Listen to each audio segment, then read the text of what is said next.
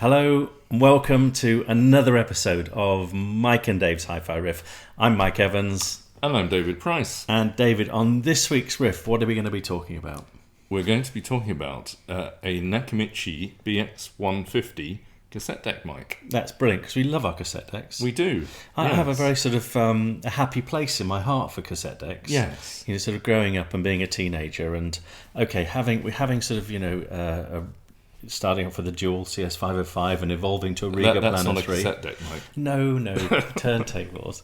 And then, but not really being able to, thanks for that, not really being able to afford to buy too many albums. Because, I see where you're going with this. So we got hooked on cassettes, didn't we? They were a really good way of sort of making mixtapes and things and passing them on. And Allegedly. Oh, yes, because home tapings killing music. And it was it the MCPS? Mechanical Copyright Protection Society. Check you out. So and you had to in the late 70s they still had this thing where you could write to the MCPS and give them a £1 in a postal order, and you'd have a license to tape your records. No, is that true? Yes, absolutely true. That's amazing. Yeah. Clearly, you can see I didn't have a license. No, I'm probably just about to purge myself, and I'll be banged up in some federal penitentiary for the next 10 years because I've taped a Prefab Sprout album. I was going to say you should be. No, I love Prefab Sprout. So it's depriving them of royalties, Mike, that you should be banged up for. Yes, so, quite. Not bad taste in music. No, interesting. Yes. I didn't know that, actually. Yeah. That's fascinating. But then they had that kind of home taping is killing music. I remember having the stickers in the window and stuff like that. Yes. Yeah. And that really worked, didn't it? Well, do you know, the other thing I used to really enjoy doing was sort of taping, the top 40 from the radio and stuff like that as well, which was quite cool. All your favourite Brotherhood of Man and Dooley's tracks on those. All those. Exactly. And I think kind of my first cassette deck was probably a Sony. I'm going to say TCFX 120, something like that. Does that sound familiar? Could be. Yeah. Something around there, maybe 320. I can't remember now. It's going back such a long time. But being really chuffed with it because it had Logic control and all these amazing things. And you didn't? No. I wish I'd had Logic control as well. No. And do you know, I've never owned a Nakamichi. And it sort of feels like a big omission in my hi-fi life because I've used them a lot over the years and been so impressed with them. And things like the BX-1000 and the Dragon were just stunning bits of engineering, and I've never owned them. And in fact, so can you perhaps just sort of give me a little bit of a history of where this BX-150 sits in the range? So I think to tell the story we have to go to this. Which is So I'll try not to break it. Please, yeah. So there you go. This is from one from David's Hi-Fi Archive. It's very dusty, actually. Thanks. Brilliant. That's better.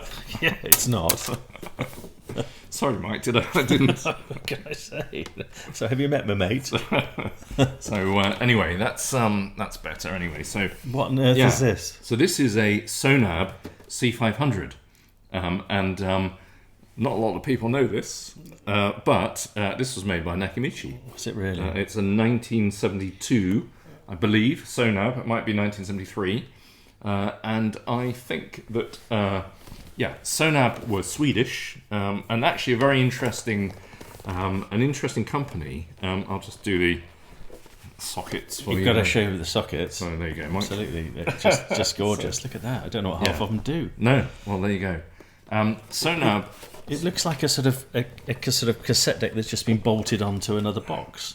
It looks like kind of Fisher-Price My First Cassette Deck, really. It does a bit, yeah. So, but I think it's super cool. I think great. It's awesome. Nakamichi were making cassette decks as an OEM for a number of companies. And actually they started, if you want to go back to the beginning, they started in 1948, and the founder was Etsuro Nakamichi. So you can see where they got the name from. Etsuro, yeah. Very, very good, Mike. Thank you. So I got that one. It still didn't laugh. Well, you laughed. You said something and laughed at it. So I assumed it was a joke. I assumed it was one of your jokes. So Nakamichi began to make open reel decks in 1951 and started to do OEM stuff, basically. He did OEM stuff for a very long period of time. And even in the 70s, early 70s, Nakamichi was doing OEM stuff.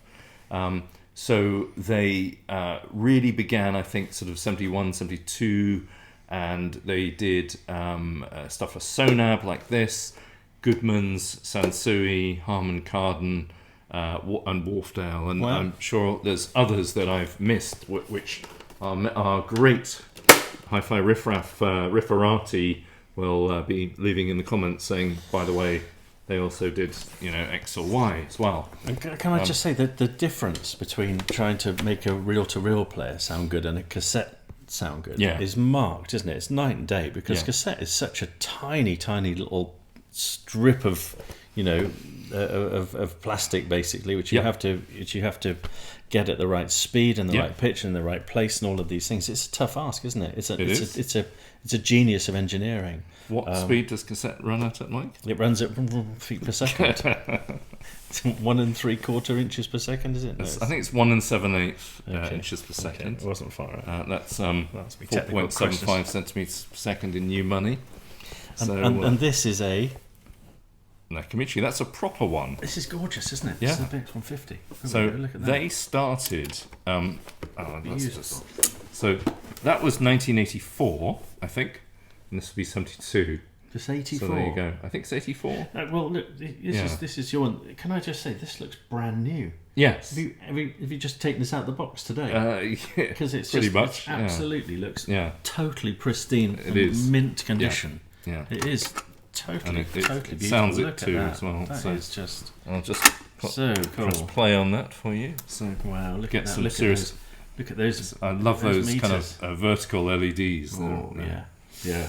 Very disappointing with the lack of sockets in the back, if you don't mind me saying. Yes. But no, it's beautiful. 1984 Logic Control BX-1000E, fabulous cassette deck. Yeah, 150.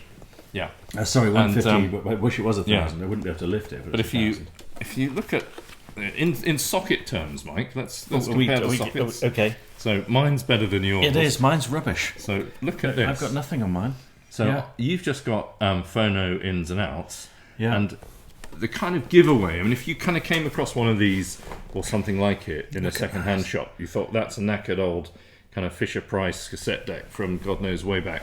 Then if you found out it had record level presets for Chrome and standard and a variable playback level as well, you might think, well, that's weird, because it looks like a crappy old Fisher-Price cassette deck from the 70s. But obviously, all of the Nakamichi OEM stuff had these fitted. So that's why it's got such a busy sort of back panel, as it were, and of course lots of sockets for your excitement there. No, very cool. Well. So very cool. So tell me a little bit about this 150. So it's sort of early mid 80s as we've got, which is really when cassette were at its pomp.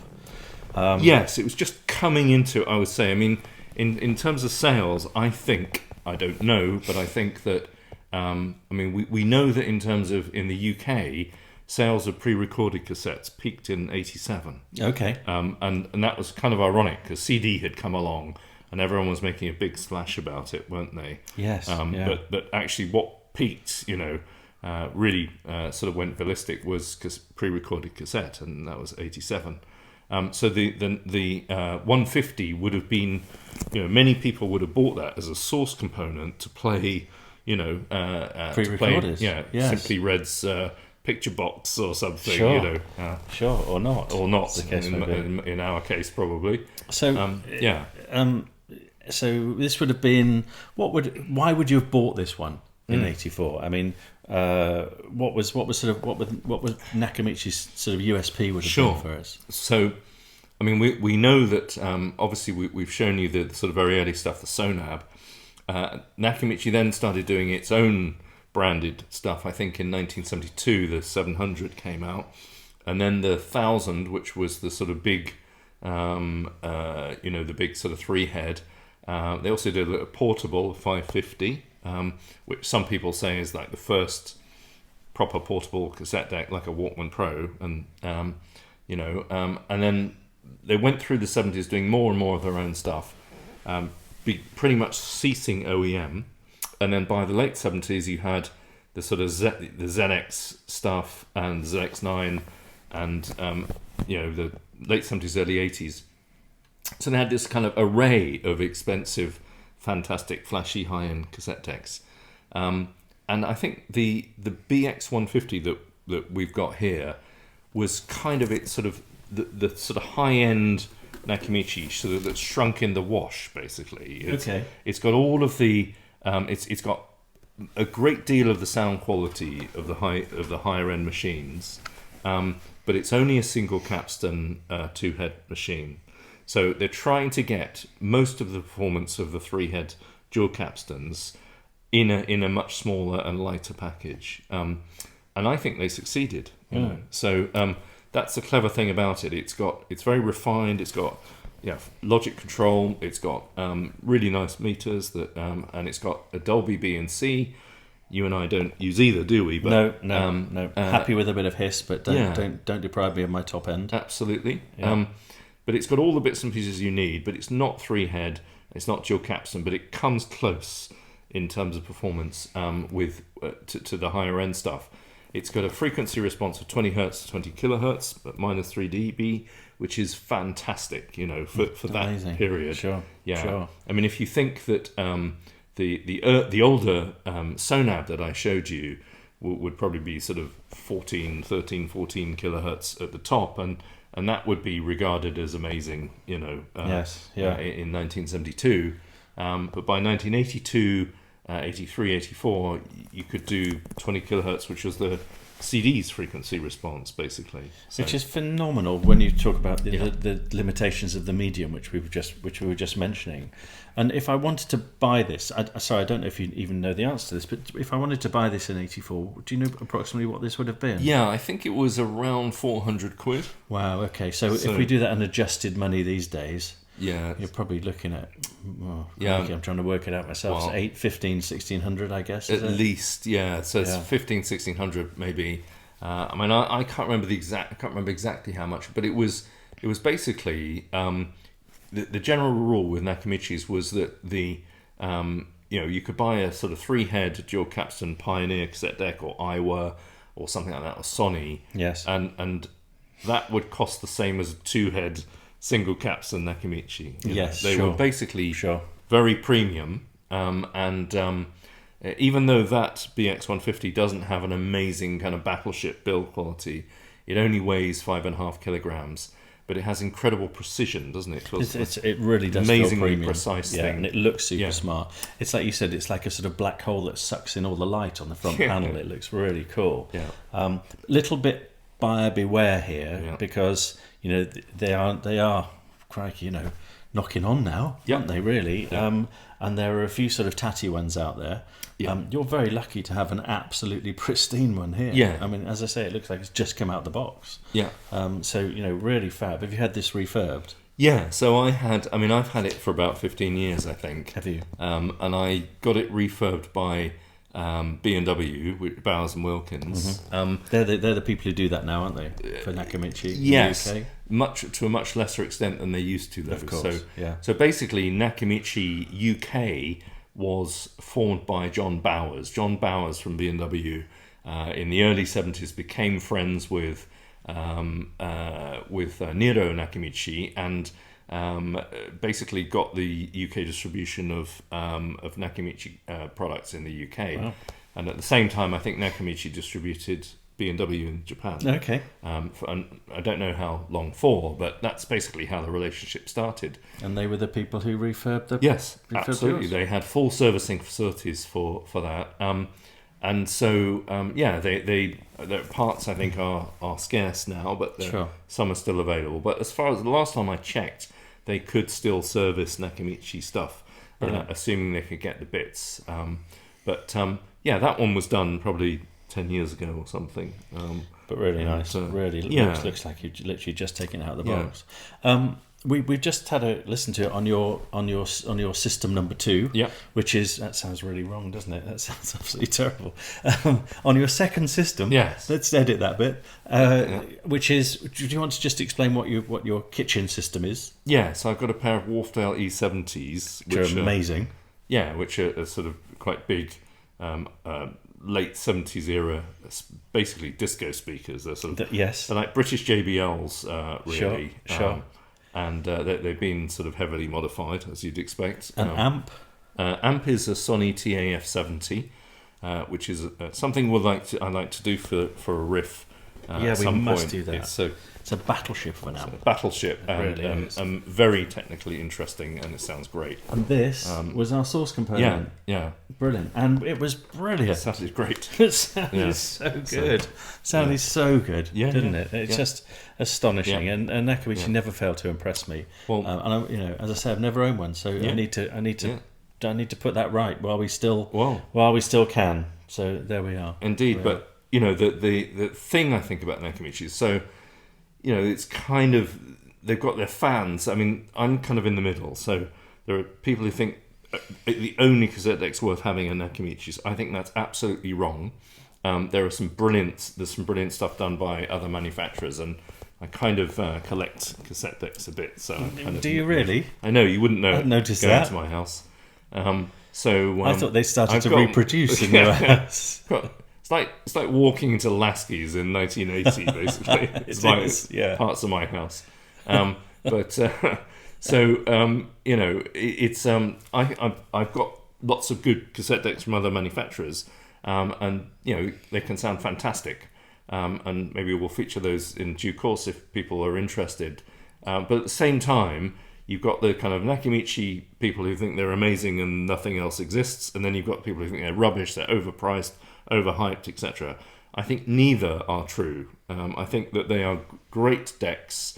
They're always a bit expensive, but quality costs. And and they had good ones and bad ones, I think. And I think the 150 was a particularly good, affordable, modern Nakamichi. That's my kind of take on it.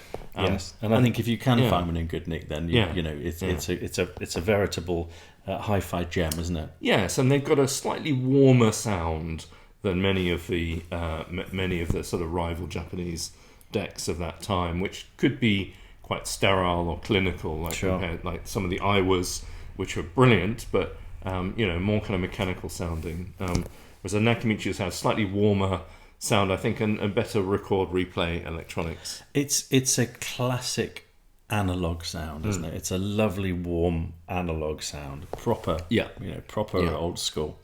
Yes, it really is, actually. It kind of reminds you how we used to listen. It really does. It's taken me back, actually, and I've got very sort of warm feelings towards cassettes in general. So that's been a good day today. I always thought the nice thing about these is that, for example, if you record a CD onto cassette, then the cassette has its natural colorations. Things like TDK SA give you a slightly warmer bass and a slightly sort of more sort of sweeter midband, as it were, than the source itself. So they're a slight effects processor. So a really good cassette deck like that, you won't get kind of wow and flutter and there's nasty stuff, but you just get a slightly romanticized version of the CD. So sure. So that's a nice thing about it. No, 100%. So really good. So thank you for sharing another lovely piece of equipment from the David Price Hi-Fi archives. Absolutely brilliant. I'm not my junk room, aka your junk room. I'm not going to do a retro riff on this because I've only really heard it very briefly, so it would be a bit unfair. But if you wanted to give it a mark out of 10, then fire away. Well, I'll give it a 9 out of 10. It's not in terms of the best cassette deck ever, but at the price, it was extremely good, and it's like a great pick in the range because there were cheaper ones and more expensive ones, but this one just gives great performance at its price. And kind of looks really cool in an 80s way as well, doesn't it? Yeah, it looks super cool. Yeah. And I think it looks super cool in a sort of modern day as well, because it's got the funk, as Thomas Dolby would say. Yeah. So It's like a late 80s Honda Prelude dashboard, Yes, it really is. We'll talk about that in another riff. Yeah. Anyway, and on that bombshell, thank you so much again for watching another episode of Mike and Dave's Hi-Fi Riff, and we will very much look forward to seeing you at the next one. Thank you very much. Cheers. Bye. Bye.